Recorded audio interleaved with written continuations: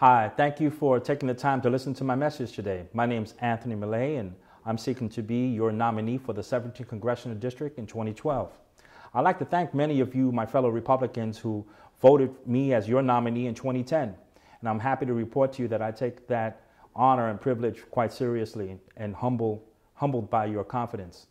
I'm happy to report to you that during that time, we were able to bring to the Republican line about 25,000 votes, which helped other Republicans gain office. We also caused a lot of fear and trepidation in our Democrat opponent because he spent $1.2 million of his treasury trying to oppose us. Also, we were able to carry the Republican message from one end of the district to the other, and we helped create a lot of converts, and we know that we brought a lot of cross voters to our camp. So it was very important what we did in 2010, and the work yet continues.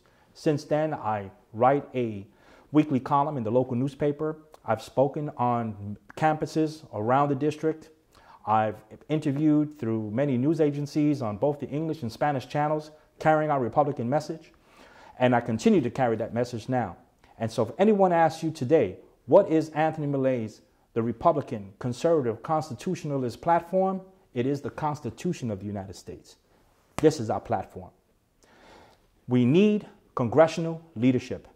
Now, many are going to bring to our attention that as you know, that the lines of the 17th Congressional District have been changed yet again. And when they change these lines, it is strictly drawn for incumbent protection. It is drawn and meant that way to protect the incumbent from being taken from office. Well, we are the loyal opposition, and we have a plan to remove them from office because we are not running against any particular Democrat. We are running against the Obama administration. We are running against the Obama administration's failed policies in foreign policy, economic policy, tax policy, domestic policy. There is nothing but a litany of failures. And we are running against Congresspeople who have been in office for over a quarter of a century. That's enough. So we have all of these factors coming to our aid. But now what we need is leadership. You know, General Patton said that on leadership, that sheep are herded, cattle are driven, people are led.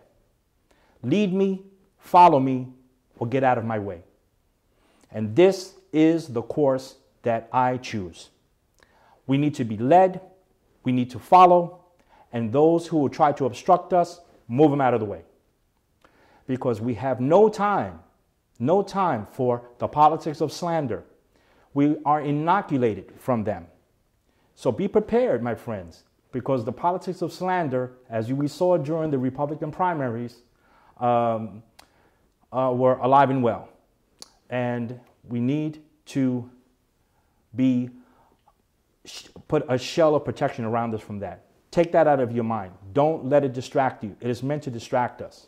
We need Republican leadership. Leadership is what is going to win this election for us.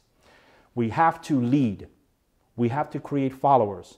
We have to move obstructions out of our way. The true measure of a leader is not by how many followers they have, but by how many more leaders they make. And Republicans need to make more leaders. And that is exactly the work that is before you and I. And we're going to do that now. Now, when the Republican convention comes about, nominations will be made, and I'm going to be seeking the nomination.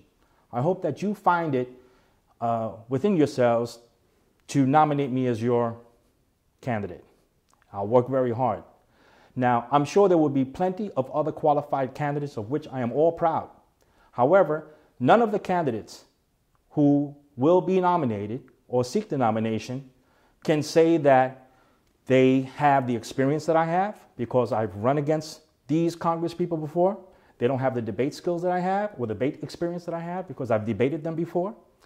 And what we do need to have is a clear plan and a clear representative of our leadership. And what a leader does is lead. Now, a leader doesn't always win the battle, but a leader always leads the charge. A leader doesn't always win elections, but a leader always leads the debate. And a leader will never, ever denigrate his own.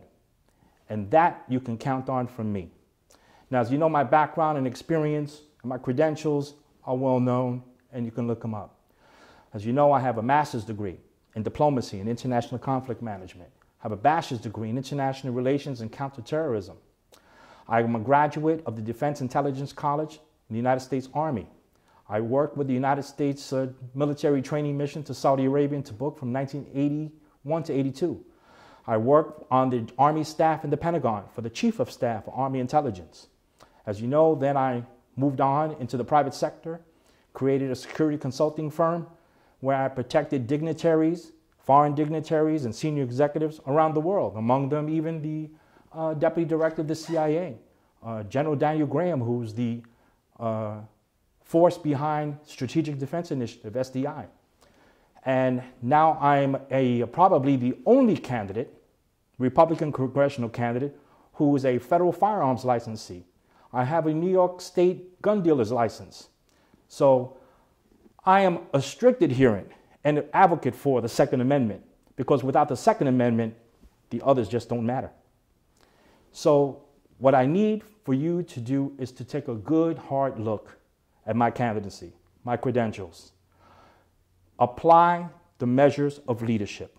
How many more leaders have we made in this short 2 years? How much of the Republican message has been conveyed? Because the only ism that Republicans support and promote is individualism. Because the most endangered minority in the United States of America is the individual. And we stand up to protect the individual. My friends, if we do not protect our individual rights here and now, in this place, in this time, that power is in your hands. It will be lost forever. Reagan said that freedom is not passed along in the bloodstream. It must be preserved and protected for the next generation. Now, when I was in the Army, I took my oath of service to protect the Constitution over the tomb of the unknown soldiers. And I believe then, as I believe now, that that oath did not come with an expiration date. And so I'm asking you for your confidence, for your vote, and send me to be your nominee and oppose the Obama administration. Thank you.